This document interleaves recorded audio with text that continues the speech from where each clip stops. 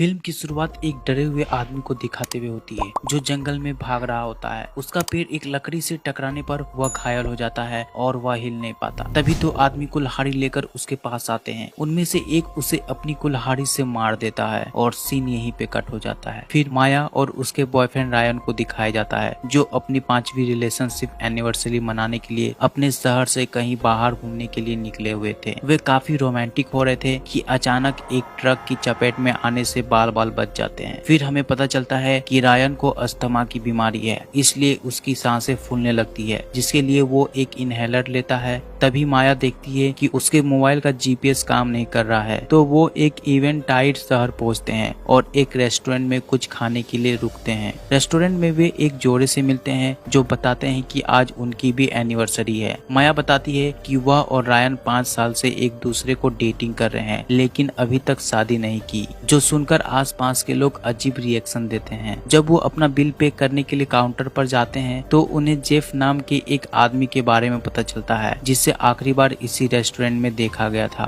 और तब से वह लापता है। जब वे अपनी कार में वापस आते हैं तो वे देखते हैं कि उनकी कार स्टार्ट नहीं हो रही है। तभी रूडी नाम का एक कार मैकेनिक उनके पास आता है जो उनकी कार चेक करके उन्हें बताता है कि उनके कार का अल्टरनेटर खराब हो चुका है और उसे बदलने की जरूरत है, उसे रिप्लेस करना पड़ेगा। वो एक्सप्लेन करता है कि नया पार्ट डीलर से लेकर आना पड़ेगा, लेकिन डीलर का दुकान ऑलरेडी बंद हो चुका है, तो वो अपने पार्टनर को कल सुबह पार्ट पिक करने भेज सकता है। माया पूछती है कि क्या आसपास कहीं रुकने की जगह है, तो वो बताते हैं कि एक एयरबीएनबी पास में है। रियान सोचता है कि रूडी ने उन्हें रेस्टोरेंट में जाते हुए देखा होगा और उस वक्त हमारी कार को खराब कर दिया होगा, लेकिन माया उसको ज्यादा पैनिक ना होने के लिए कहती है और रूडी को थैंक्स बोलती है। रूडी ऑफर करता है कि उसका पार्टनर उन्हें वहाँ छोड़ देगा। तभी सैली बताती है कि वो उन्हें छोड़ देगी क्योंकि उसकी शिफ्ट 10 मिनट में खत्म हो रही है और वो उसी तरफ जा रही है। तो अब वह रूडी को अपनी गाड़ी ठीक करने के लिए दे देते हैं। तभी वहाँ 2 क्यूट से बच्चे आकर उनको एक पेपर देते हैं जिन पर लिखा था कि गॉड तुम दोनों की हिफाजत करे।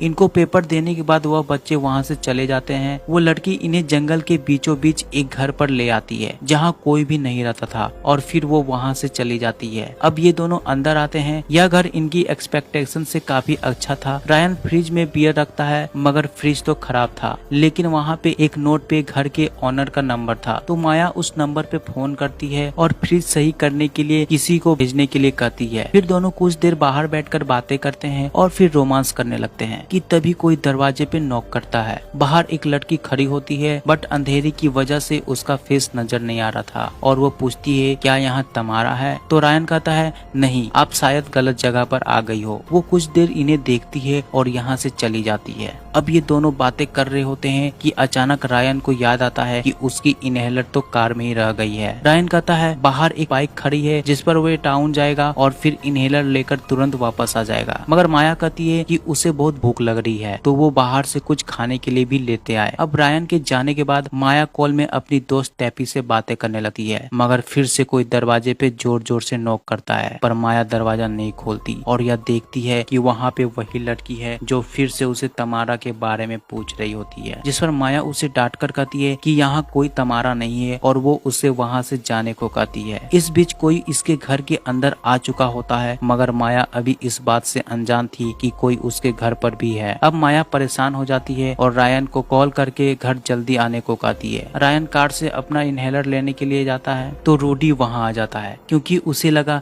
कि कोई चोर चोरी करने आया है, पर रायन उसे बताता है कि मैं गाड़ी में अपनी एक चीज लेने के लिए आया हूँ और अब मैं वापस जा रहा हूँ। रायन अपने और माया के रात के डिनर के लिए कुछ ले लेता है। वहीं घर पर माया नहा रही होती है जिसे ग्लास से कोई देख रहा था, लेकिन जब माया मुड़कर देखती है तो वहाँ कोई भी नहीं होता। फिर वो नहाकर बाहर आती है और अपने बालों को सुखा रही होती है तो अचानक से उसके घर की लाइट चली जाती है। माया मोबाइल की टॉर्च लेकर घर की फ्यूज चेक करने जाती है जहाँ एक अलमारी के अंदर उसे बहुत से मास्क दिखाई देते हैं। वहीं बगल में उसे फ्यूज बोर्ड भी दिख जाता है, पर एक्सीडेंटली उसके हाथ से फोन नीचे गिर जाता है। ऊपर उठकर देखती है तो कोई मास्क पहने उसके पीछे खड़ा होता है। वह डर कर भागते हुए ऊपर आकर खुद को एक कमरे में बंद कर लेती है। कुछ देर बाद रायन घर आ जाता है और वो माया के पास जाता है। माया उसे मास्क वाले आदमी के बारे में बताती है। फिर दोनों साथ में जाकर लाइट ठीक करते हैं। दरवाजे पर एक बार फिर से दस्तक होती है और इस बार रायन गुस्से से बाहर जाकर उस लड़की को बहुत बातें सुनाता है, तो वो भागकर जंगल की तरफ चली जाती है। अब वो दोनों बैठकर डिनर कर रहे होते हैं तो ऊपर से खून टपकने लगता है और जब वह दोनों ऊपर देखते हैं किसी जानवर का कटा हुआ सर होता है, जो देखकर दोनों काफी घबरा जाते हैं। तुरंत वो लोग घर के सारे दरवाजे और खिड़कियां बंद कर देते हैं। तभी बाहर से एक आदमी अपनी कुल्हाड़ी से दरवाजे को तोड़कर अंदर आ जाता है, जिससे बचने के लिए रायन और माया खुद को एक कमरे में बंद कर लेते हैं। वह अब उनके कमरे के डोर को तोड़ने की कोशिश कर रहा होता है, मगर वो वहाँ से चला जाता है। दोनों बहुत ज्यादा डर जाते हैं। फिर रायन आहिस्ता आहिस्ता आगे जा रहा होता है। माया भी उसके पीछे पीछे आ जाती है और जब वह दोनों घर से बाहर आते हैं तो वो देखते हैं कि उनकी फोन को उस मास्क मैन ने तोड़ दिया है ताकि वे किसी से कांटेक्ट ना कर सके। अब वे घर से बाहर आकर उस बाइक से भागने वाले थे पर वो आदमी उस बाइक में आग लगा देता है। वह दोनों डरकर फिर से घर के अंदर एक कमरे में आ जाते हैं और बाहर वो मास्क वाला आदमी म्यूजिक ऑन कर देता है। अब दोनों पूरी तरह से फंस चुके थे क्योंकि बाहर दो मास्क वाले हंटर उनका इंतजार कर रहे थे। रायन और माया बाहर जाने का रास्ता तलाश कर रहे होते हैं। माया देखती है कि कमरे में एक वेंटिलेटर है जो जमीन के नीचे से होकर बाहर की ओर जा रहा था, तो ये वेंटिलेटर खोल के उसके अंदर से जाने लगते हैं जहाँ काफी अंधेरा होता है। ये काफी खामोशी से जा रहे होते हैं कि माया के हाथ में एक कील धंस जाती है, जिसकी वजह से इसके मुंह से हल्की सी चीख निकल आती है। तो रायन उसे चुप करता है पर ऊपर खड़ी मास्क वाली लेडी को इसकी आवाज आ जाती है, तो वो चेक करने आती है लेकिन फिर वापस चली जाती है। अब वो लेडी पियानो बजाने लगती है जिसके हाथ में बहुत बड़ा चाकू होता है। रायन माया के हाथ पर पट्टी बांधता है। वह दर्द की वजह से बहुत रो रही होती है। अब ये जैसे तैसे करके एक आउट हाउस में पहुंचते हैं जहाँ पे उन्हें एक कुल्हाड़ी मिलती है, जिसे वे माया को देकर ऊपर बंदूक लेने चला जाता है। माया नीचे अकेली होती है तो वो मास्क मैन पीछे से आकर माया पर हमला कर देता है। रायन सही टाइम पे आके बंदूक चलाता है, इससे वो दोनों भाग जाते हैं। फिर ये दोनों घर की तरफ आने लगते हैं तो उन्हें कोई मैन डोर के पास दिखता है। उन्हें लगता है कि ये मास्क वाला आदमी है, तो ये चुपके से जाकर उसे शूट कर देता है। पर जब वे सामने आकर देखते हैं तो ये मास्क वाला आदमी नहीं बल्कि उस घर का ओनर था जो अपने घर आया हुआ था। उन्हें इस बात से काफी दुख होता है कि उसने एक गलत आदमी को शूट कर दिया। वहाँ उन्हें उसकी कार भी दिखती है तो वो की को लेकर कार के अंदर जाते हैं जहाँ माया को एक सेल फोन मिलता है और वो पुलिस को कॉल करने लगती है कि अचानक एक ईंट कार पे पड़ती है, मतलब वो हंटर फिर से आ गए। रायन कार को स्टार्ट करने लगती है तो स्कैरक्रो एक ट्रक से उसके कार को ठोकने लगता है और एक ट्री में फंसा देता है। तो माया कार की विंडो से निकल जाती है मगर रायन का टांग कार में फंस जाता है। तब वो माया को वहाँ से भागने के लिए कहता है पर वो मना करती है। रायन फिर से उसे जोर से भागने को कहता है तो वो जंगल की तरफ भाग जाती है। अब रायन अपनी बंदूक उठाकर स्कैरक्रो पर हमला करने जाता है पर वो ट्रक पे नहीं होता। तभी वो सामने से आकर अपनी कुल्हाड़ी से अटैक करता है तो रायन उस पर बंदूक से हमला कर देता है, जिससे वो वहाँ से भाग जाता है। अब रायन भी कार से निकलकर माया को ढूंढने के लिए जंगल में चला जाता है। माया जंगल में भाग रही होती है क्योंकि उसके पीछे लेडी हंटर होती है। माया खुद को एक गड्ढे के नीचे पत्तों में छुपा लेती है। लेडी हंटर इधर आती है और ऐसा लगता है इसने माया को देख लिया, मगर वो वहाँ से चली जाती है और उसके जाने के बाद माया पुलिस को कॉल करके वहाँ उसकी जान बचाने को कहती है, पर सिग्नल सही ना होने पर ठीक से बात नहीं हो पाती। अब ये बाहर निकल के भागने लगती है बट इस बार टॉर्च फेस स्ट्रेंजर उसको मारकर अपने साथ लेके जाने लगती है। रायन भी जंगल में होता है और उसे सांस लेने में दिक्कत हो रहा होता है और इनहेलर भी उसके पास नहीं होता, मगर किस्मत से उसको एक बोतल मिल जाती है जिससे वो टेम्पोरली इनहेल कर पाता है। बोतल की आवाज सुन के मैन हंटर यहाँ पे आता है मगर रायन यहाँ से जा चुका था। रायन को लेडी स्ट्रेंजर दिखती है तो वो पीछे से उस पर बंदूक रख के माया के बारे में पूछता है, मगर वो तो डांस करने लगती है। रायन उससे फिर पूछता है मगर तब तक मैन हंटर वहाँ आकर उसको मारकर बेहोश कर ले जाता है। दोनों जब होश में आते हैं तो वो खुद को घर के अंदर चेयर में बंधा पाते हैं। रायन माया को सराहना देता है कि कुछ नहीं होगा, सब कुछ सही हो जाएगा, हम यहाँ से निकल जाएंगे। फिर वो माया को शादी के लिए प्रपोज भी करता है और माया उसको जवाब में हाँ कर देती है, मगर लेडी हंटर को गुस्सा आता है और वो रायन को चाकू से स्टेप करके नीचे गिरा देती है। देखते ही देखते माया के आंखों के सामने ही रायन अपना दम तोड़ देता है। माया इनसे पूछती भी है कि तुम ऐसा क्यों कर रहे हो, हमने तुम्हारा क्या बिगाड़ा है, तो उसको जवाब मिलता है कि यहाँ रहना मना है। माया गुस्सा होकर स्कैरक्रो को गाली देती है, तो फिर स्कैरक्रो माया को भी स्टेप कर नीचे गिरा देता है। ये तीनों उन्हें देख रहे होते हैं कि इन्हें पुलिस के सायरन की आवाज आती है और पुलिस के आने से पहले ये ट्रक में बैठ के यहाँ से निकल जाते हैं। फिर एंड में हम माया को देखते हैं जो किस्मत से बच गई थी, जिसे हॉस्पिटल में एडमिट किया गया था, और इसके साथ ही मूवी यहीं पे एंड हो जाती है। मूवी कैसी लगी दोस्तों मुझे कमेंट बॉक्स में जरूर बताएं, और वीडियो पसंद आए तो वीडियो को लाइक करें और साथ ही साथ चैनल को सब्सक्राइब करना ना भूलें। मिलते हैं नेक्स्ट वीडियो में, तब तक के लिए बाय बाय दोस्तों।